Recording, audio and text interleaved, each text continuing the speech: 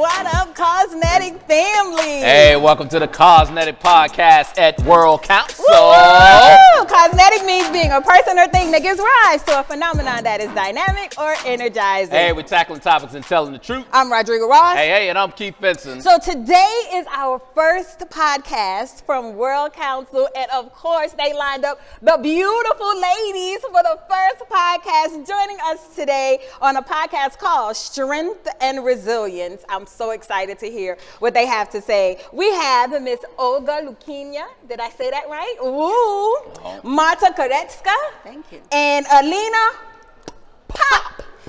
And y'all should see her nails. They are giving all the life right now. Yes, indeed. Show them off. All the nails, yes, beautiful nails. And they are joining us today to talk about the humanitarian efforts in Ukraine. Welcome to the Cosmetic Podcast. We are so excited to have you all. Yes, welcome, welcome. So, Olga, talk to us about what's going on with you working closely with the efforts, particularly around fundraising.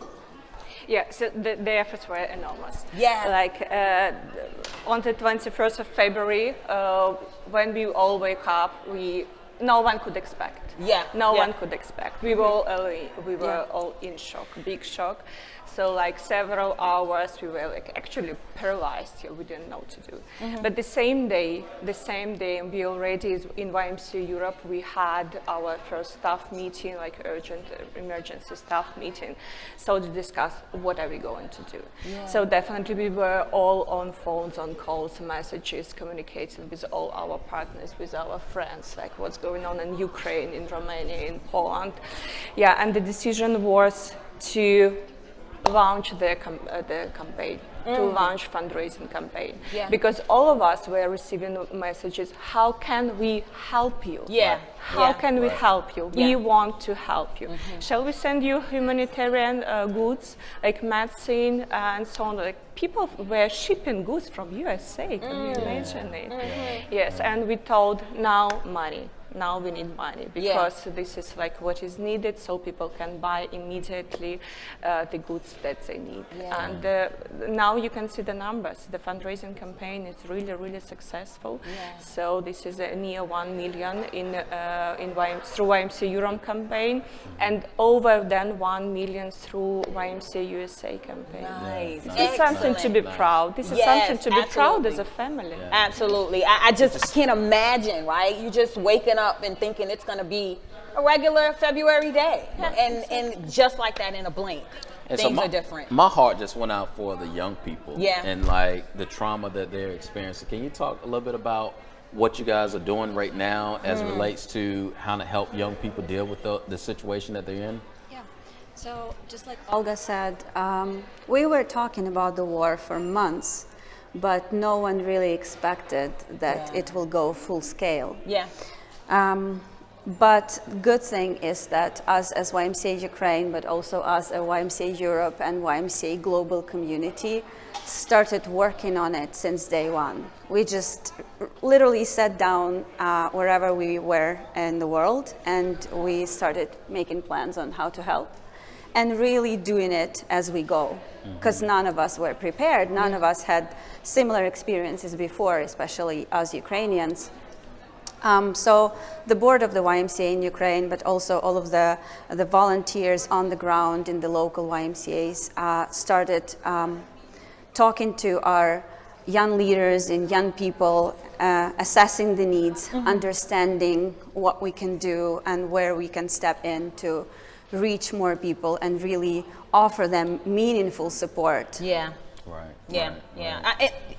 Just to think you had gone through 2 years of a pandemic, right? And now, right at the transition when you're thinking, okay, possibly we could go back to life as normal, whatever that is, this happens and young people are affected and the trauma. And for really young kids, most of their existence, right, has been in some kind of adverse situation. Right. So kudos to you guys for specifically focusing on those young people. That's amazing. And Alina, I want to hear from you. Like, talk to us about some of the youth programming and the things that you're doing to kind of support the young people. Yeah, as my previous colleagues said, when this started, we didn't know what we need to do. The only thing that we knew is that we need to be there. Right. To be there, stand with and stand by our brothers and sisters who are fleeing. Yeah. And the need assessment and working together, because this is what we created. Of course, after the first line interventions at the border, when a lot of people were fleeing, especially young girls, mothers, grandmothers, children, young people with a little bag just crossing the 100 years old wooden bridge that is between our countries, was absolutely heartbreaking.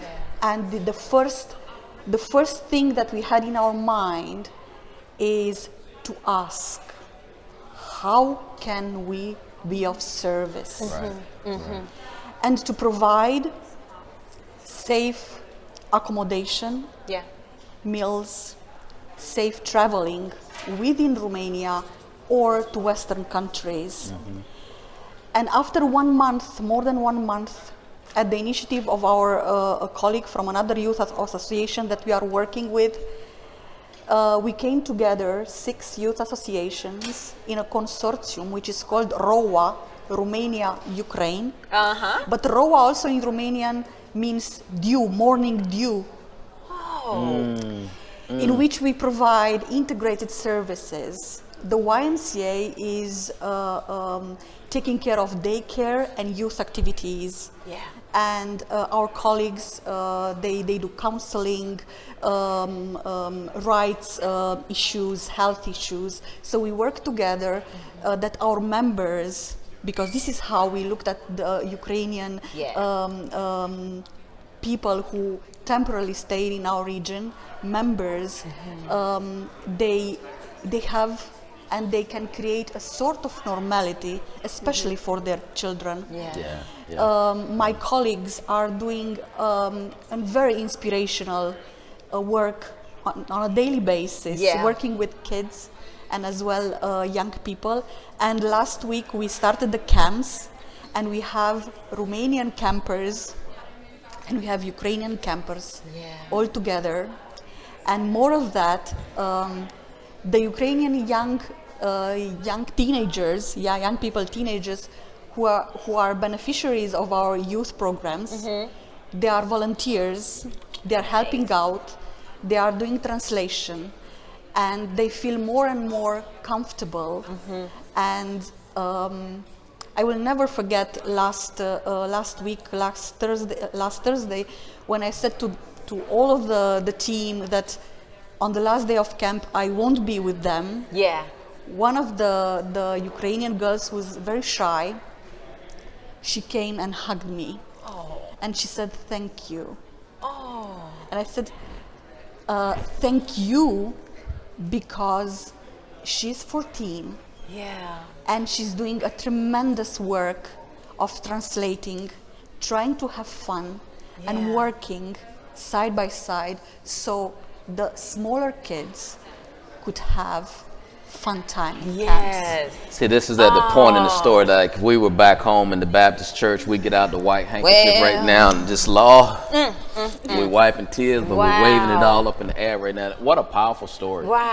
And it's like, you know, the situation that we're in right now causes us to have such a powerful story. Like, I wish we didn't have to do that, of course, but what are other great stories that you guys are hearing from your side? Because that is just powerful. You're talking about young people coming together. It's not about, hey, you know, this is ours and this is yours. It's like, no, this is camp. This is a safe space where we can come together and play together. What are some other great testimonies that you guys are hearing out of the, you know, the mess that we're in right now? I think I can share more stories from the ground, from Ukraine. We get many stories from our local YMCAs, because the YMCAs are basically all over the country. So more or less we have an idea of what's happening. And we did a lot of new things in the last 4 months, you name it. I think one of the newest was evacuation, was bringing people to safe places. Yeah. And thanks to Olga and her involvement, we were able to organize evacuation process for a senior lady traveling from the capital city of Ukraine, Kyiv, all the way to the U.S. So it was a long journey and a very complicated one in terms of logistics, because at that time, back in March, I think, Kyiv was still heavily shelled. Air raid sirens all the time, non-stop, airstrikes. Really, you don't want to be out in the street. You want to be sitting in the bomb shelter. So it took us a long time to organize the logistics to bring the lady all the way from Kyiv to the western city of Lviv, which is a little safer, more or less, and then organize a bus trip for her all the way to Poland, and then from Warsaw. Again, more YMCA people involved along the way to organize a trip for her to the US. And stories like that. I mean, Olga and Alina were also sharing about humanitarian supplies and the fact that different countries are sending them to Ukraine. Us, as YMCA Ukraine, we were responsible to distribute them among the locals.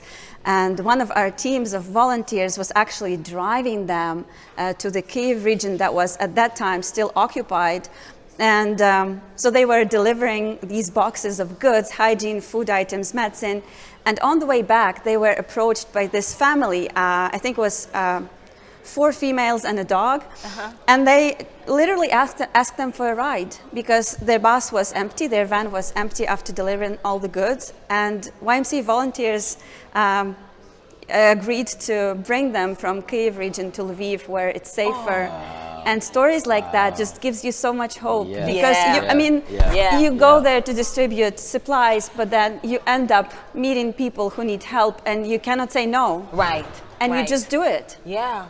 Oh, I love that. We did a podcast not too long ago talking about enough, right? And it was around the idea of you don't have to have huge numbers of something in order for it to be enough for you to jump in and help. Right. The fact that all of those volunteers coalesced around one senior, right, that's trying to make it out, like one small group of women who were trying to help, trying to make it to safety. It wasn't that, oh, we need 10,000 people for it to be a meaningful kind of, operation. Enough. One person, helping that one person at a time is enough. I love that. That's excellent. That's excellent. Oh, so Olga, talk to us about because people are giving you the funds and you guys are fundraising and folks are really being so generous. Talk about what gives you hope, right? Like, you see the generosity, you see the people who are willing to lend a hand and help however they can. What makes you hopeful? What Trust.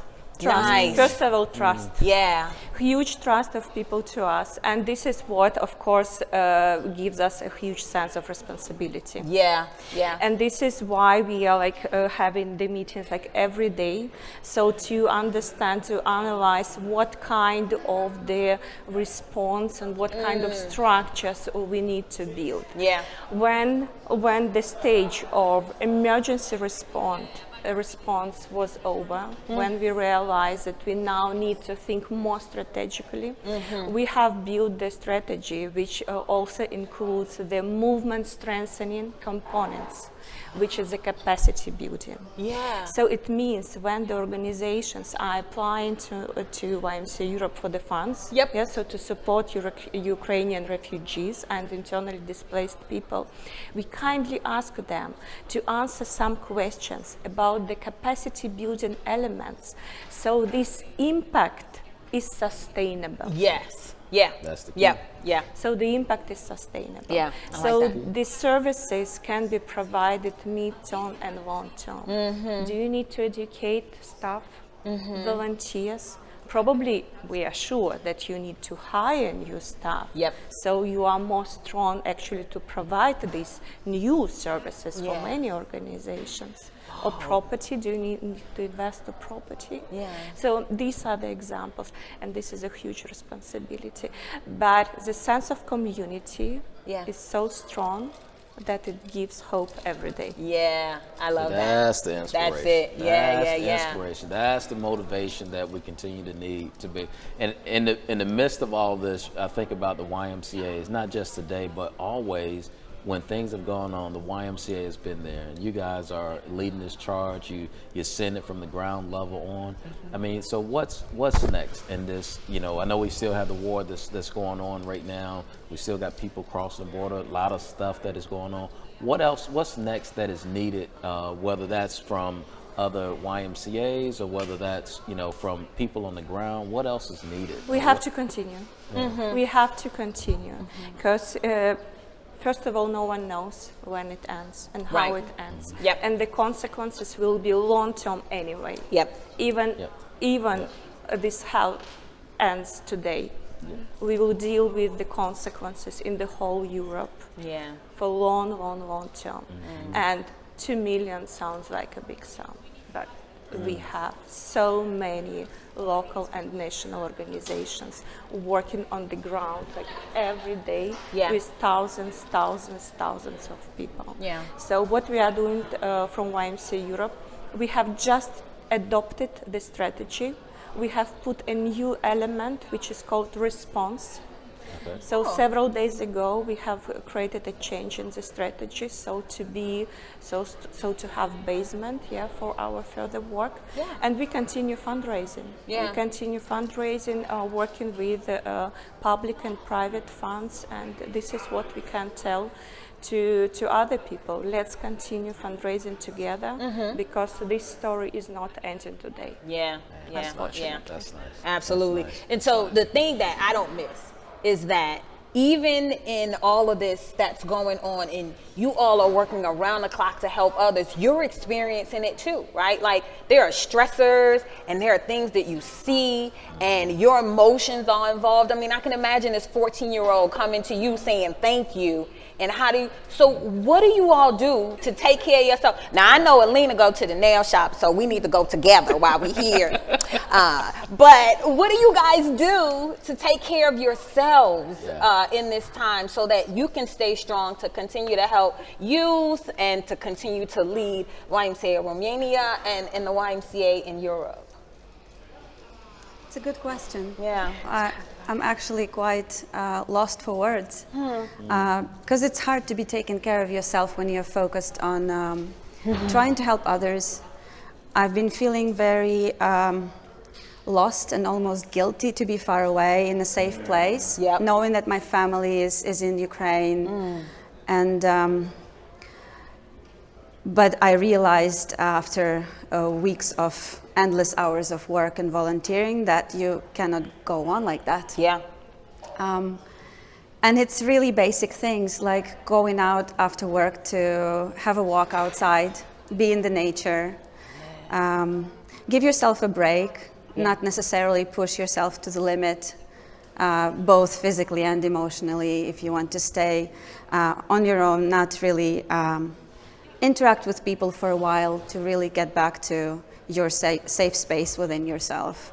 And definitely talking to the family, like staying in touch with the people on the ground, the people who are living this hell every day.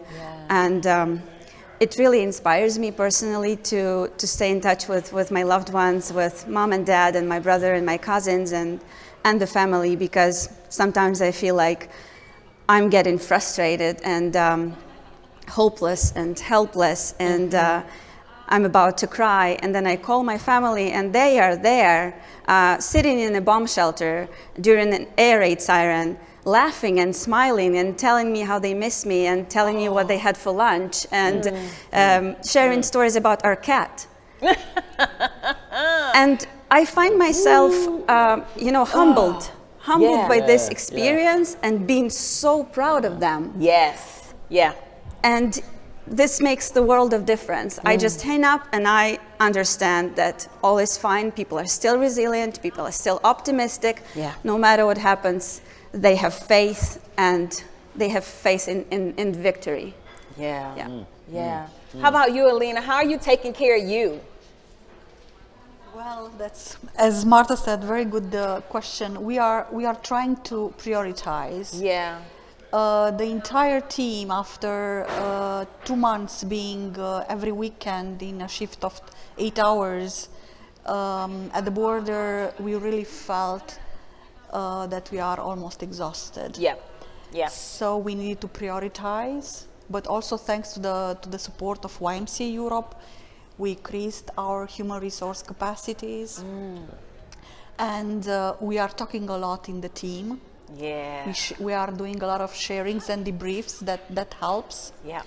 And also somehow the entire rush of the first 2 months, now it's more focused, probably. Yep. And I'm not saying it's a calm, because every day is a challenge. Yeah.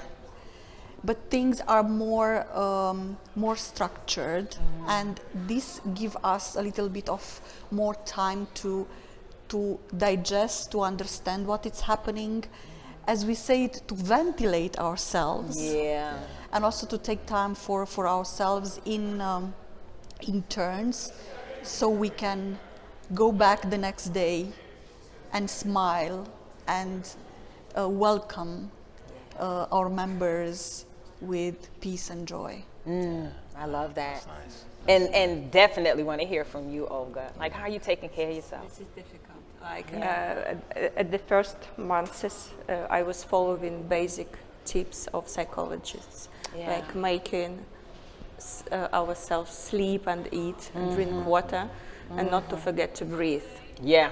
Yeah. Not to forget to breathe. Yeah. But then we agreed with the friends that when we need a call and a chat, we do it. Yeah. Whenever it happens, night, day, we're working or not working, but it was agreement, three of us, that we are supporting each other. And when there are feelings which you need to express to someone, and just say, hey, my dear friends, I'm now calling you and telling how I feel. Yeah. Yeah. You guys just dropped some nuggets in there in terms of just how that self-care part of things. Yeah. And, even though stress is at its peak, you guys have each other to support on. You have your family that you can call on. It's so powerful. What about our friends in Russia, our YMCA friends in Russia? What's the conversation like that with them? I think I can start answering this question, because definitely me as Executive Secretary for Movement Strengthening, I've been working with YMCAs of Ukraine, Belarus and Russia for many years. And we have been working together in joint projects. And we had annual meetings on governance, camp conference, leadership development, and so on and so forth. And I'm Belarusian myself, and you know that Belarus is really like now in between of two countries, and it's very difficult what is happening now. So I had conversations definitely with the leaders in YMCA of Russia and many Russian friends, and they were, like the first weeks, they were speechless. Yeah. They were speechless. They didn't know what should come out from their mouths. Right. So to express it. Yeah. Because this is a mixture of feeling of guilty. Of the hell which is happening.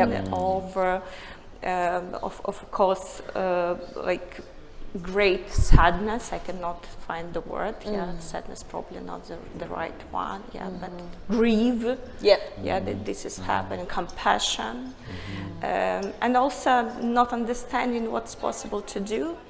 And expectations of hatred, which we agreed together that we are ready to expect, and we are ready to shut up if we face it. This is what probably will come, and we need to keep silent, wait, be wise, and understand that in some years, hopefully, we will speak again and be possible to be partners again and work together.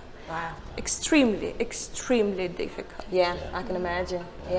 So hopefully, and I'm claiming it right now, this podcast will not just be for the folks who are here with us at World Council today or the folks that are joining online, but thousands of people from around the world at a later date, what do each one of you want to leave them with? Like, what is the call to action? What do you want them to know? What do you want them to say? What do you want to say to them about you, about your efforts, about your nails, Olga? I mean, Alina, whatever.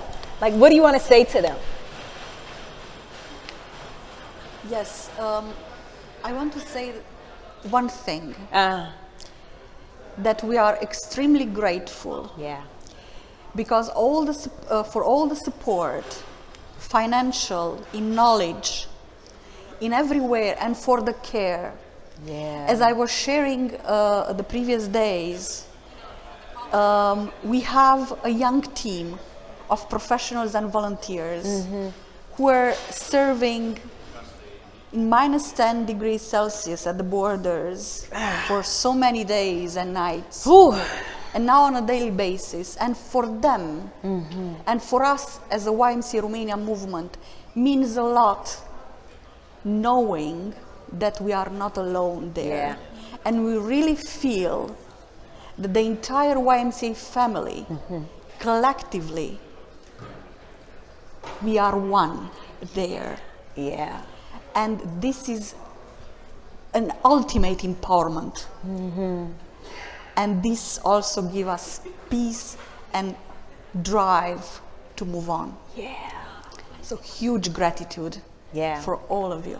Absolutely. We're praying for you. Absolutely. What about you, Marta? What do you want everyone to know? Yes, the thank you message is very strong, and I definitely share it. But to keep it different, I would probably encourage people not to forget.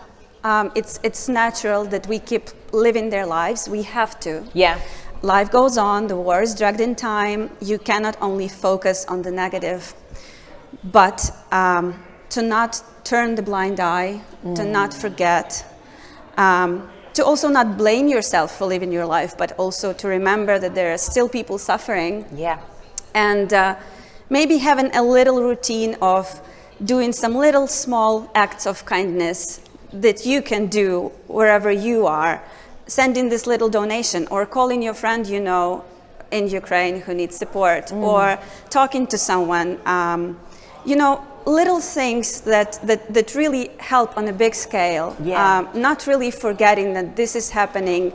Ukraine is not on the news that much anymore, but the war is still there. It's still there. People are still suffering. But also another side to this message is, yes, please do remember what is happening in Ukraine, and please do whatever you can so that people don't forget. But also let us remember there are other conflicts in the world that are happening. And I myself keep telling everyone how privileged I feel to be a European, to understand that my country is on the news and people are talking about this war and helping from all over the world. But I'm still aware that there are other wars taking place in the world and other conflicts and all the injustice, and we cannot just pretend that it's not there. Yeah.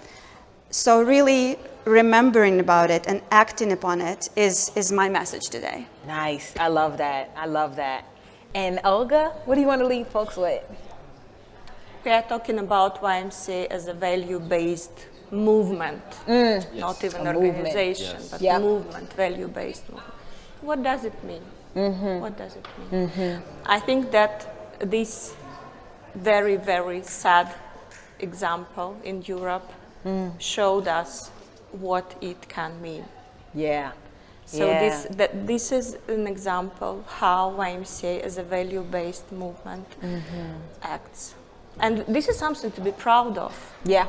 This is something to be proud of, because we acted as a family, we acted as a community, and now these are not just words. These are real things happening, because people were acting in every corner in this world. Yeah. Every corner in this world, yeah. The response was coming to. So thank you, and thank you. Thank you. Thank you. Olga Lukina, Marta Huretska, and Alina Pop. Thank you, ladies. You were an amazing way to start this podcast series. I am praying for you and with you. You guys are doing amazing, amazing things. Thank you. Love that you all talk about family. And Yeah. how the YMCA is truly that. Just truly a family. All over the world, and we come together and make sure things get worked out. Yeah. Hey, thank you, Cosmetic family, for listening to us today at World Council. Yes, on this episode called Strength and Resilience. Yes, yes, Hey, yes, look, yes. subscribe and listen to us weekly. And don't be shy. We love them 5-star reviews. Sure do, sure do. And as always, Be dynamic. be phenomenal. Be Cosmetic. cosmetic.